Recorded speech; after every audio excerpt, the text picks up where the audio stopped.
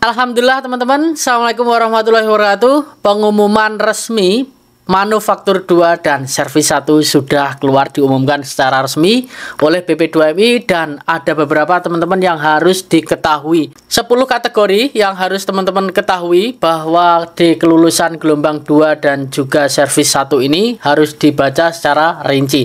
Nah, di sini ada 3.538 manufaktur yang lolos dan 83 teman-teman servis yang lolos. Nah, ini nanti akan kita lihat untuk KKM terendahnya berapa dan nilai terendahnya berapa ataupun nilai tertingginya. Selanjutnya ada dua, yang nomor 3 ini penempatan ya. Penetapan itu tidak bisa diganggu gugat oleh HRD Korea, sudah diberikan kewenangan dari HRD Korea. Entah itu salahnya apa, semuanya dinilai oleh dari HRD Korea. Dan ternyata di sini servis 1 ya, mohon maaf, servis 1 ya tadi.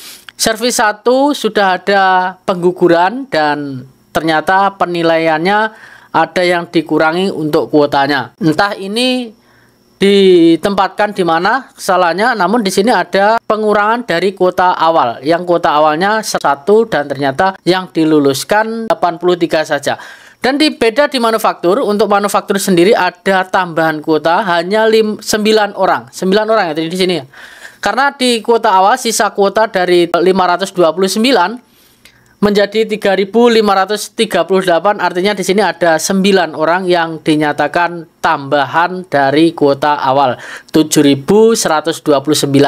Artinya di gelombang pertama lebih banyak yang diluluskan dibandingkan gelombang kedua. Jadi bulan pertama kemarin 3.600 dan ini 3.538. Kayaknya tidak adil ya. Saya rasa tetap adil karena ini sudah penilaian dari HRD Korea dan mungkin ini di pengurangan kuota juga ya.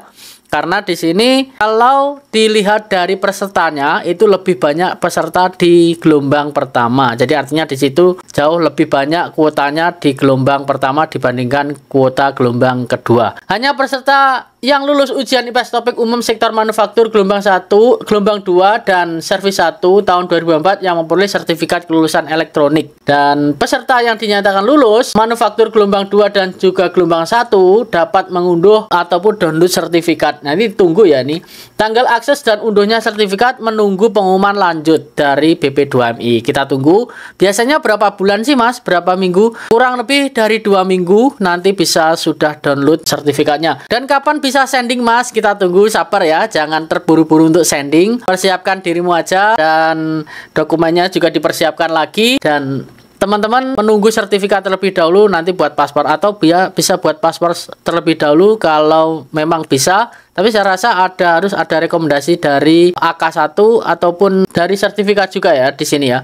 Jadi teman-teman tunggu aja sertifikat, sabar, tidak perlu tergesa-gesa untuk sending data. Selanjutnya jaminan untuk lulusan ya, lulusan di manufaktur gelombang 2 dan servis 1 tidak ada jaminan dapat diterima bekerja di Korea, melainkan syarat melamar pekerjaan di Korea. Jadi ini sistemnya melamar, jadi kalau teman-teman tidak mendapatkan SLC jadi tidak bisa jadi jaminan. Nah, ini senjata BP2MI ketika teman-teman masuk di roster dan tidak cepat terbang. Metode pengiriman berkas lamaran bagi yang lulus gelombang 2 dan servis 1 dilakukan secara online dengan mengisi aplikasi lamaran dan unduh dokumen yang dilakukan oleh calon pekerja migran sendiri yang bersangkutan ya. Ini biasanya ada yang mandiri, itu sending sendiri. Jika mengikuti LPK nanti akan disendingkan oleh LPK dengan jasa tersendiri ya. Mungkin ada jasa beberapa gitu, tapi ada juga teman-teman yang di LPK-nya tidak meminta jasa sama sekali. Peserta yang dinyatakan lulus ujian IPS topik ya, UBT umum sektor gelombang manufaktur gelombang 2 dan juga servis 1 tahun 2004 tidak diperbolehkan mengganti pilih pekerjaan. Nah, di sini saat melamar tidak boleh mengganti pekerjaan ataupun sektor. Contohnya kalian di sektor manufaktur mau pindah sendingnya di fishing, jangan, nggak bisa ya ini. Pengumuman mengenai persyaratan dan teknis pelaksanaan pengiriman berkas lamaran secara online menunggu pengumuman lebih lanjut dari BP2MI. Kita tunggu aja, sabar ya. Pelaksanaan medical check up wajib menunggu pengumuman lebih lanjut. Nah, di sini juga harus menunggu pengumuman lebih lanjut terkait MCU-nya. Nah, kita lihat untuk pesertanya yang paling terendah KKM-nya itu 172,6. Ternyata 172,6. kurang 0,5 saja nggak bisa, 0,1 aja nggak lulus ya di sini ya. Sangat pedih sekali. Dan yang mendapatkan nilai 72,6 itu sejumlah 11 orang. Wanita banyak sekali yang lulus ya, sekitar 537 lolos di gelombang 2 ini. Cukup lumayan banyak.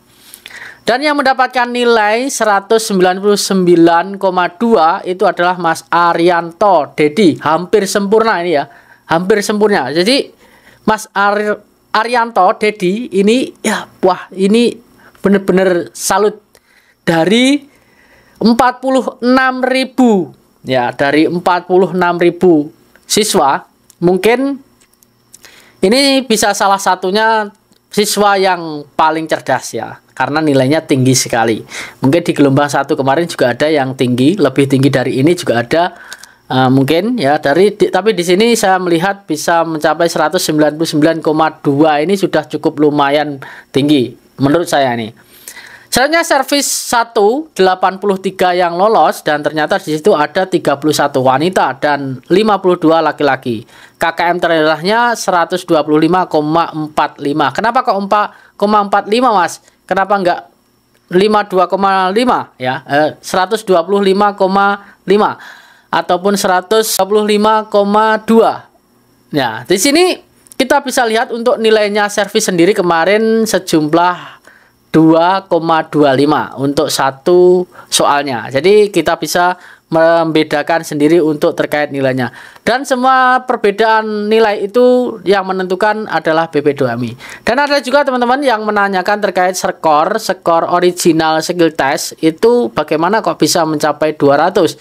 Nah, sudah saya jelaskan di video kemarin bahwa nilai skor original skill test itu sejumlah 250 untuk maksimalnya. Maksimal ya.